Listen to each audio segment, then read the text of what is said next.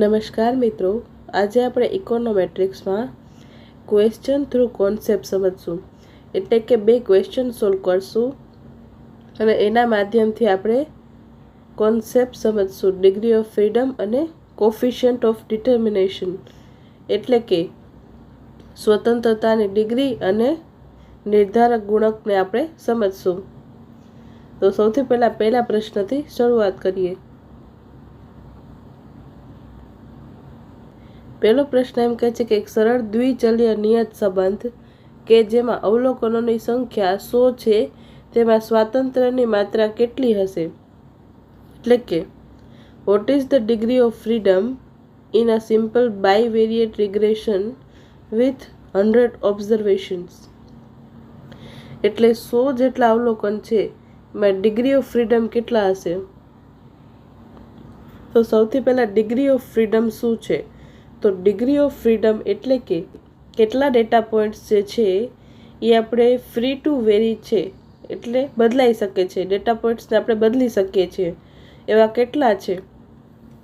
સ્વાતંત્ર્ય data points એટલા કેટલા છે? એમ આમાં સ્વાતંત્ર્યની વાત કરે છે ને, એટલે સ્વાતંત્ર્ય ડેટા પોઈન્ટ્સ કેટલા છે જે બદલાઈ શકે છે, એને ડિગ્રી ઓફ ફ્રીડમ કહેવાય. હવે આપણે જ્યારે સિમ્પલ રિગ્રેશન મોડલની વાત કરીએ છીએ તો આપણે એમ લખીએ છીએ કે y is equal to beta 0 plus beta 1 X plus mu I. બરાબર. તો આમાં બીટા 0 અને બીટા 1 આને કહેવાશે ઇન્ટરસેપ્ટ અને આને કહેવાશે સ્લોપ. ઇન્ટરસેપ્ટ એટલે ઊભી કક્ષાનો છેદ. આ છેદ છે ને ઊભી કક્ષાનો, એને ઇન્ટરસેપ્ટ કહેવાય. અને આ સ્લોપ એટલે કે આ જેનો ઢાળ હોય ને એને સ્લોપ કહેવાય. તો બીટા 0 અને બીટા 1 જે છે એ બે પેરામીટર્સ આપણે એસ્ટિમેટ કરવા છે. તો એ બે પેરામીટર તો આપણે ચોકસાઈથી લઈ લીધા. હવે બાકી કેટલા પેરામીટર યા જેને આપણે ફ્રી ટુ વેરી એટલે બદલી શકીએ, આપણે જે લેવા હોય લઈ શકીએ, બદલી શકીએ. એના માટે જે ડિગ્રી ઓફ ફ્રીડમ માટેનું સૂત્ર છે એ છે n-k. એટલે કે n એટલે શું? તો કે ઓબ્ઝર્વેશન્સ. આપણે કેટલા અવલોકનો લીધા છે? તો આપણે લીધા છે 100 અવલોકનો. માઇનસ k એટલે શું? કેટલા પેરામીટર આપણે ફિક્સ કરી દીધા છે?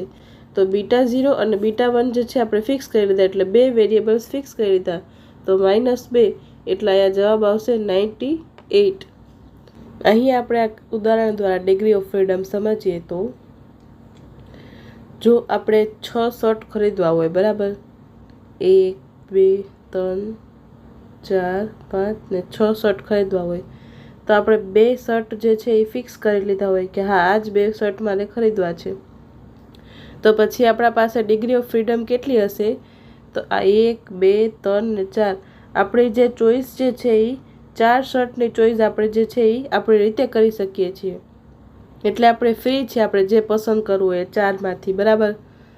તો ડિગ્રી ઓફ ફ્રીડમ પણ એવી જ રીતના છે કે આપણે રિગ્રેશન મોડલમાં બીટા 0 અને બીટા 1 એટલે બે વેરિયેબલ જે છે એ આપણે ફિક્સ કરી દીધા હોય ત્યારે આપણે કેટલી ડિગ્રી ઓફ ફ્રીડમ મળે છે?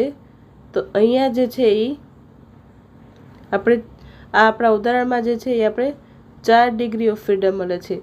પણ આપણા ક્વેશ્ચનમાં જોઈએ તો ક્વેશ્ચનમાં એમ કહે છે કે 100 ઓબ્ઝર્વેશન છે. 100 ઓબ્ઝર્વેશન અને આપણે બે પેરામીટર જે છે એ ફિક્સ કરી દીધા છે.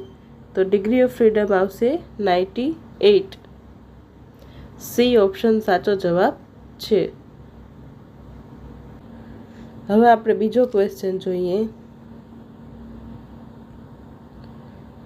બીજો ક્વેશ્ચન એમ કહે છે કે નિર્ધારક સહગુણક r² ની કિંમત કેટલી હોય છે?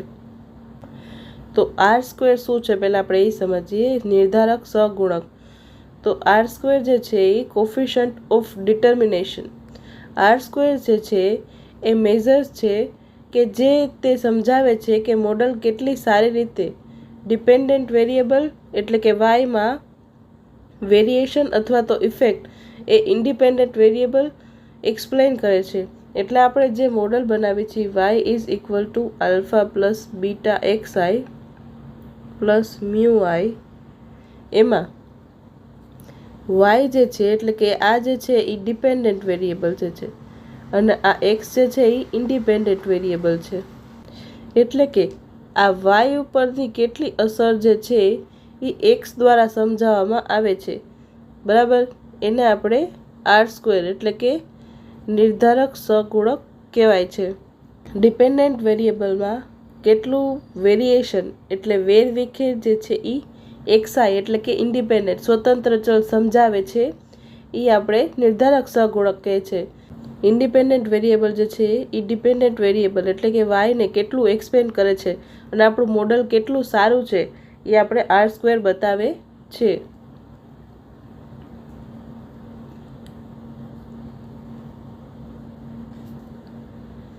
R² માટે એક ફોર્મ્યુલા છે. R² માટે તો એના માટે છે explain variation divided by total variation. Explain એટલે કેટલું સમજાવેલું છે, વેરિએશન એટલે વેરવિખેર, અને કેટલું ટોટલ વેરવિખેર છે, બરાબર. એટલે કે R² is equal to 1 minus RSS divided by TSS, બરાબર. આ એનું એક ફોર્મ્યુલા છે. આ બે ફોર્મ્યુલા R² છે. સૌથી પહેલાં RSS એટલે શું? તો રેસિડ્યુઅલ સમ ઓફ સ્ક્વેર અને ટોટલ સમ ઓફ સ્ક્વેર. તો આપણે જે પહેલાં લખ્યું હતું એ આપણે લખ્યું હતું ESS, બરાબર. Explain sum of square divided by total sum of square. આ બે ફોર્મ્યુલા જે છે એ સેમ છે, તમે ગમે એ ફોર્મ્યુલા યુઝ કરી શકો છો, બરાબર. તો અહીંયા 1 માઇનસ RSS એટલે શું? તો આપણે મોડલ જે છે એમાં જે રેસિડ્યુઅલ જે છે એટલે ભૂલ એરર ટર્મની જે વેરિએશન સમજાવી નથી શકાય. રેસિડ્યુઅલ એટલે શું? તો કે અનએક્સપ્લેન વેરિએશન એટલે જે વેરિએશન એટલે કે જે વેરવિખેર એક સમજાવી નથી શક્યું એને રેસિડ્યુઅલ સમ ઓફ સ્ક્વેર કહેવાય. હવે રેસિડ્યુઅલ સમ ઓફ સ્ક્વેર એકમાંથી બાદ કરીએ તો આપણે મળશે એક્સપ્લેન સમ ઓફ સ્ક્વેર, બરાબર. જે આપણે પહેલાંના ફોર્મ્યુલામાં લખ્યું હતું કે એક્સપ્લેન સમ ઓફ સ્ક્વેર, બરાબર. તો આ જે છે બે ફોર્મ્યુલા સેમ જ છે અને નીચે જે છે એ ટોટલ સમ ઓફ સ્ક્વેર. આપણે જે મોડલ બનાવીએ છીએ એમાંથી કેટલું વેરિએશન જે છે એ એક્સ સમજાવે છે. જો એક્સ સમજાવશે તો એ એક્સપ્લેન વેરિએશનમાં આવશે, બરાબર. અને જે વેરિએશન એક્સ સમજાવતું નથી તે આપણે મ્યુઆઈ એરર ટર્મમાં નાખીએ છીએ, બરાબર. તો એરર ટર્મ જે છે એ જ છે રેસિડ્યુઅલ સમ ઓફ સ્ક્વેર. જેમ આપણે પ્રોબેબિલિટીમાં આપણે એક વસ્તુની પ્રોબેબિલિટી આપેલી હોય તો એને આપણે 1માંથી માઇનસ કરીએ તો આપણે બીજી વસ્તુની પ્રોબેબિલિટી જે છે એ મળી જાય છે. એવી જ રીતે કેટલું વેરિએશન એટલે કેટલો વેરવિખેર છે એ અનએક્સપ્લેન છે, સમજાવેલો નથી, એ આપણે મ્યુઆઈ દ્વારા જોઈ શકીએ છીએ, બરાબર. અને આ જે છે મ્યુઆઈ એ એકમાંથી આપણે અનએક્સપ્લેન અગર બાદ કરી દઈએ તો બાકીનું વધ્યું શું? એક્સપ્લેન સમ ઓફ સ્ક્વેર એટલે સમજાવેલું. એક્સઆઈ દ્વારા કેટલું જે છે એ એક્સઆઈથી વાય વેરિયેબલ ઉપર કેટલો વેરવિખેર અથવા ઇફેક્ટ આવેલો છે એ સમજાવે છે. એટલે આપણે એકમાંથી આપણે અનએક્સપ્લેન બાદ કરી નાખીએ એટલે જે સમજાવવામાં આવેલ નથી એ બાદ કરી નાખી તો બાકી વધેલો જે છે એ ESS વધશે. અને ટોટલ સમ ઓફ સ્ક્વેર જે છે એ શું હશે? ESS એટલે સમજાવેલું, એક્સપ્લેન સમ ઓફ સ્ક્વેર અને રેસિડ્યુઅલ સમ ઓફ સ્ક્વેર. આ બેયનો સરવાળો જે છે એ ટોટલ સમ ઓફ સ્ક્વેર જેટલો થશે. રેસિડ્યુઅલ એટલે અનએક્સપ્લેન અને આ જે છે એ એક્સપ્લેન. કેટલું વેરિએશન એક્સપ્લેન કરે છે ને કેટલું વેરિએશન અનએક્સપ્લેન રહી જાય છે એ ટોટલ સમ ઓફ સ્ક્વેરના બરાબર હોય છે.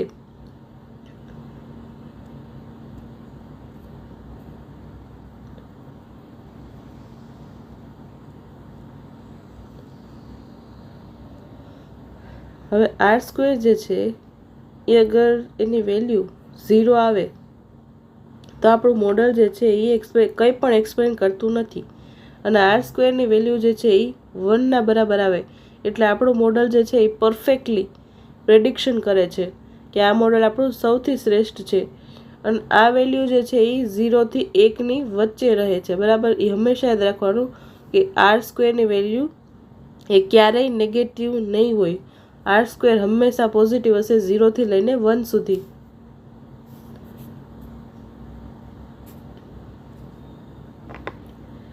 અને જો વેલ્યુ 0.3 હોય, 0.6 હોય, 0.8 હોય તો જે છે એ પાર્શિયલી એક્સપ્લેન કરે છે.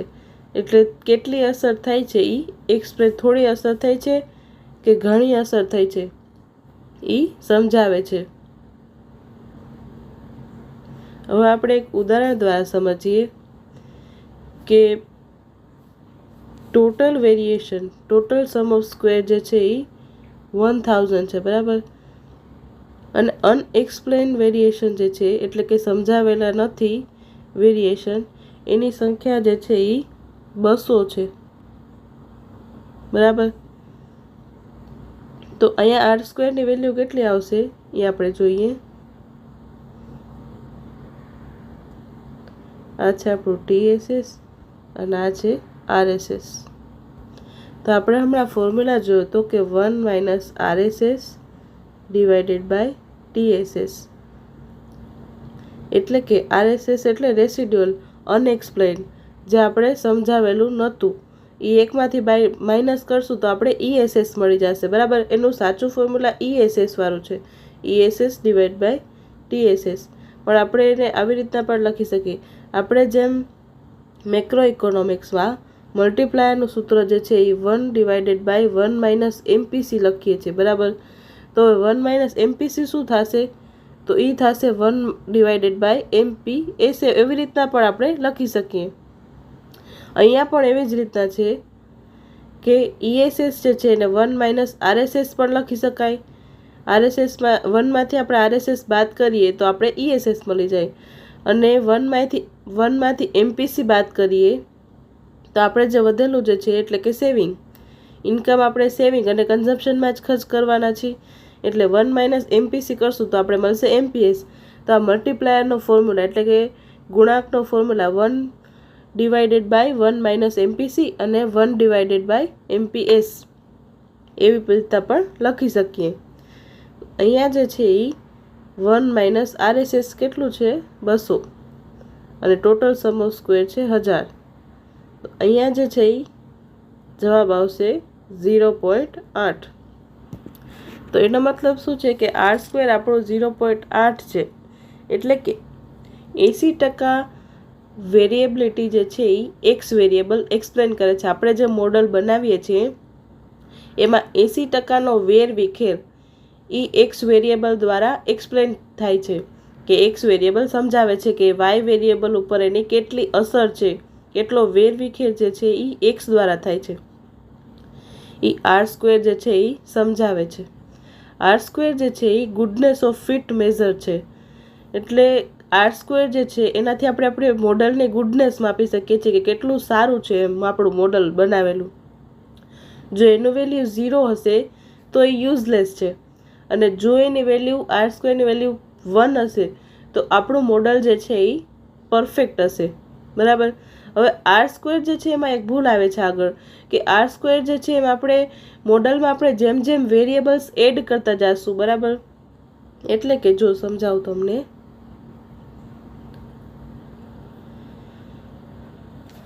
કે આપણે આ મોડલ લીધું કે y = alpha plus beta xi plus beta 2 xi2. એવી રીતના જો આપણે આપણા મોડલમાં x1, x2, x3 એવી રીતના વેરિયેબલ્સ એડ કરતા જઈશું તો R² ની વેલ્યુ જે છે એ વધતી જશે. એટલે જેમ જેમ વેરિયેબલ વધાર્યા એમ R² ની વેલ્યુ જે છે એ વધતી જાય. તો આ બરાબર આપણે આપણા મોડલનું પ્રેડિક્શન બતાવશે નહીં કે xi કેટલું વેરિએશન સમજાવે છે.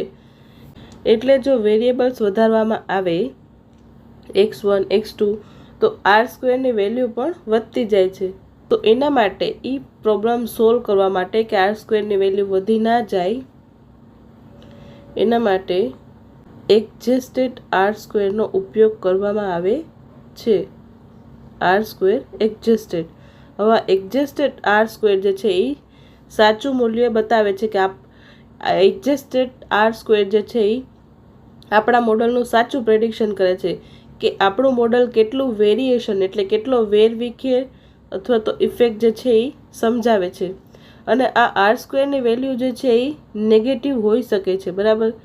ઓલું આપણે ખાલી આ આર સ્ક્વેર જોઈએ તો એની વેલ્યુ કોઈ દી નેગેટિવ નહીં હોય, પણ જ્યારે એડજસ્ટેડ આર સ્ક્વેરની વાત થશે તો એની વેલ્યુ જે છે એ નેગેટિવમાં હોઈ શકે છે.